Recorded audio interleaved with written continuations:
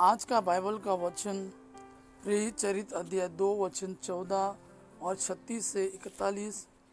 दूसरा वचन सन पेतरुस का पहला पत्र अध्याय 2 वचन 20 से 25। और आज का सुसमाचार सन यूहन्ना के अनुसार अध्याय 10 वचन 1 से 10।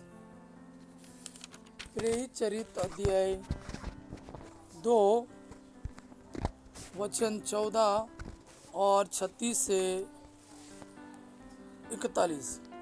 पेतरुस ने 11 के साथ खड़े होकर लोगों को संबोधित करते हुए ऊंचे स्वर से कहा, यहूदी भाइयों और यरूशलेम के सब निवासियों, आप मेरी बात ध्यान से सुने और यह जान ले कि इज़राइल का सारा घराना यह निश्चित रूप से जान ले कि जिन्हें आप लोगों ने क्रूस पर चढ़ाया, ईश्वर ने उन्हीं ईसा को प्रभु भी बना दिया है और मसीह भी। यह सुनकर वे मर्माहत हो गए और उन्होंने पेतरुस तथा अन्य प्रेरितों से कहा, भाइयों, हमें क्या करना चाहिए? पेतरुस ने उन्हें यह उत्तर दिया, आप लोग पश्चाताप करें। आप लोगों में प्रत्येक अपने अपने पापों की क्षमा के लिए ईसा के नाम पर बपतिस्मा ग्रहण करें।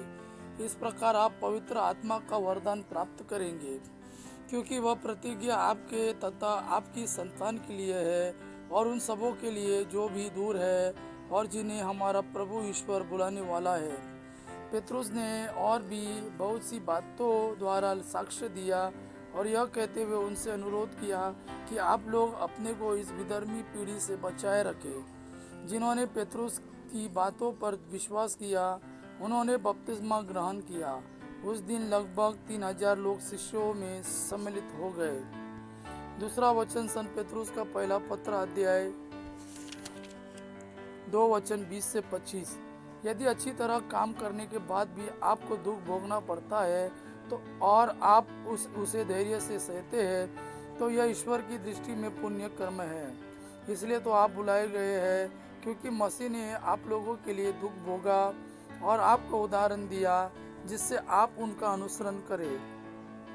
उन्होंने कोई पाप नहीं किया और उनके मुख से कभी छल कपट की बात नहीं निकली। जब उन्हें गाली दी गई तो उन्होंने उत्तर में गाली नहीं दी, और जब उन्हें सताया गया तो उन्होंने धमकी नहीं दी। उन्होंने अपने को उस पर छोड़ दिया जो न्यायपूर्वक विचार करता है। वह अपने शरीर में हमारे पापों को क्रूस के काट पर ले गए, जिससे हम पाप के लिए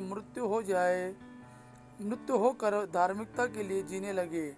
आप उनके घावों द्वारा भले चंगे हो गए हैं। आप उनके घावों द्वारा भले चंगे हो गए हैं।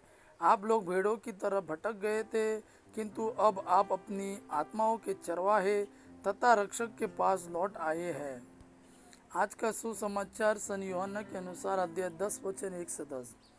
मैं तुम लोगों से यह कहता हूँ, जो फाटक से भेड़शाला में प्रवेश नहीं करता बल्कि दूसरे रास्ते से चढ़कर आता है, वो चोर और डाकू है।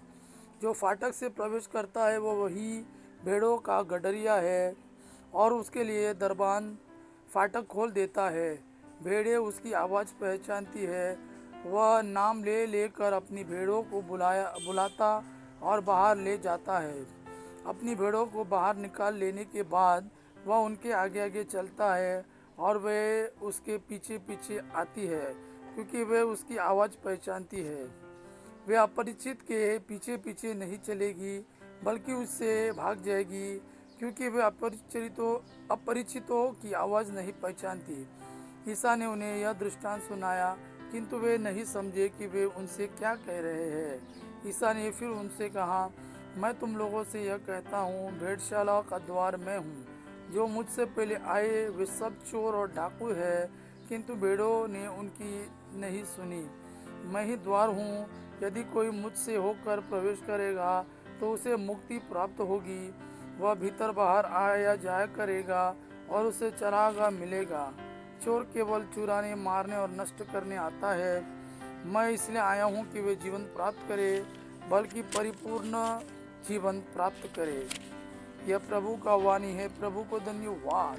अब पिता की महिमा और पुत्र यीशु का प्रेम आप पर सदा सर्वदा बना रहे। आमीन।